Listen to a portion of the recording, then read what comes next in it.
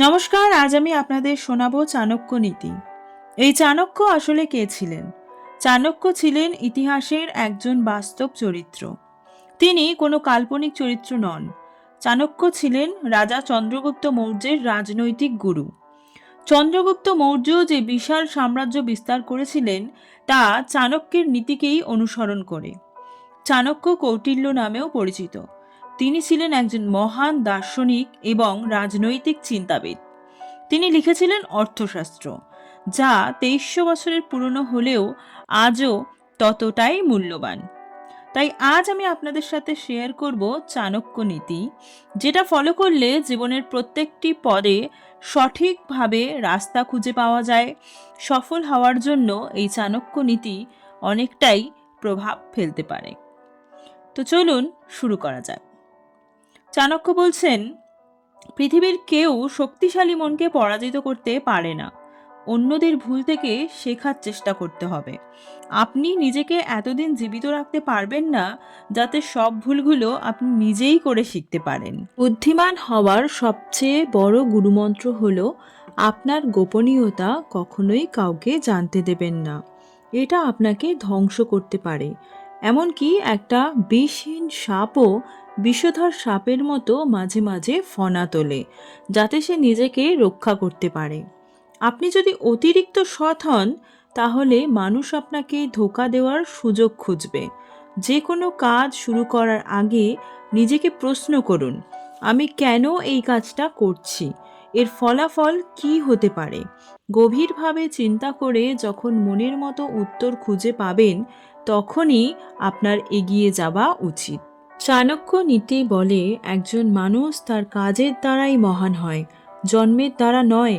শিক্ষাই হলো মানুষের সবচেয়ে বড় বন্ধু, যা অন্ধকার থেকে আলোর পথে এনে দাঁড় করায়। আপনি যদি আপনার আবেগকে নিয়ন্ত্রণ করতে না পারেন, তাহলে আপনার আবেগই আপনাকে কন্ট্রোল করবে। তাই নিজেকে সর্বদা যোগ্য মনে করুন। সবসময় পজিটিভ চিন্তা করুন, কারণ পজিটিভ চিন্তাই আমাদেরকে এগিয়ে নিয়ে যাওয়ার শক্তি যোগায়। একজন রাজার মতো চিন্তা করুন। যতক্ষণ না পর্যন্ত যুদ্ধ শেষ হচ্ছে, রাজা সেই যুদ্ধক্ষেত্র থেকে কখনোই বেরিয়ে আসে না, সেটা হার হোক বা জিত হোক। তাই রাজার মতোই জীবনের পরিস্থিতির সঙ্গেই মোকাবিলা করতে থাকুন। হাল ছেড়ে দিলে কিন্তু হবে না। আর সেইভাবেই নিজেকে মানসিকভাবে প্রস্তুত রাখুন, যেন যে কোনো পরিস্থিতিতে আপনি সাহসের সঙ্গে তার মোকাবিলা করতে পারেন।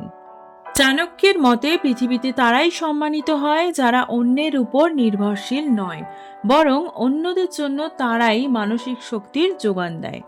যদি আপনি চান পৃথিবী আপনাকে সম্মান করুক, তাহলে নিজেকে দুর্বল না ভেবে নিজের দায়িত্ব নিজেই নেওয়া শুরু করুন। অর্থ উপার্জন থেকে শুরু করে নিজের লাইফের ডিসিশন নিজেকেই নিতে হবে। চাণক্যের মতে পৃথিবীর সবচেয়ে দুর্বলতা হলো ভয়। যার মন ভয়মুক্ত তাকে কেউ পরাজিত করতে পারে না। ভয়হীন ব্যক্তির চরম আত্মবিশ্বাস থাকে। চাণক্য বলেন, যে নিজের মনকে জয় করতে পারে সে পুরো পৃথিবীকেও জয় করতে পারে। একজন প্রকৃত জ্ঞানী মানুষ সর্বদা নিজেকে কন্ট্রোল করতে পারে। তাই জ্ঞান অর্জন করার চেষ্টা করুন। বন্ধু, জীবনে চলার পথে প্রতিদিন কিছু না কিছু নতুন শিখতে হবে। সেটা নিজের ভুল থেকে হতে পারে, অন্যের ভুল থেকে হতে পারে, কোনো মেন্টর থেকে হতে পারে, কিন্তু নতুন কিছু শিখতেই হবে। যদি আপনি শেখা বন্ধ করে দেন, তাহলে আপনার মস্তিষ্ক ধীরে ধীরে অকেজো হয়ে যাবে। যেমন একটা তলোয়ারকে ধার না দিলে সেই তলোয়ারটি ভোঁতা হয়ে যায়, ঠিক তেমনি মস্তিষ্ক যদি শেখা বন্ধ করে দেয়, তাহলে মস্তিষ্কের বুদ্ধিগুলো ভোঁতা হয়ে যায়।